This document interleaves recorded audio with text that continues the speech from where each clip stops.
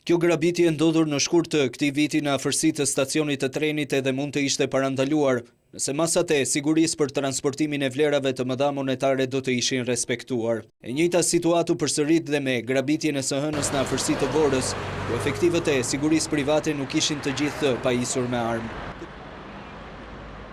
Këto probleme duket se janë zgjedhur me ligjin e ri për shërbimin privat të sigurisë fizike, por ai ende nuk po zbatohet plotësisht pasi mungojnë disa akte nënligjore.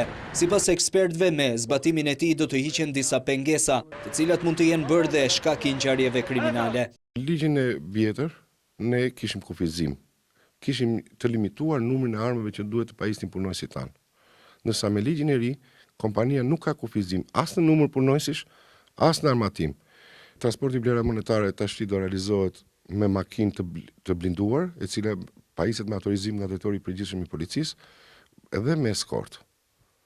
Në rast se vlera është më e madhe, me 2 makina eskort dhe duke lajmëruar dhe komisariatin përkatës për lëvizjet e rëndësishme që mund të jenë drejt objekteve të caktuara. Secila kompani tash çon punonjësit e saj pranë qendrave të trajnimit profesionale të krijuara apo stafat për këtë qëllim, të cilat kanë në brendësi të tyre poligon, ambiente, kabinete, dhe kjo do rrisi cilësinë e kryes së këtij shërbimi në një shkallë shumë herë më të lartë se sa që ka qenë deri dje.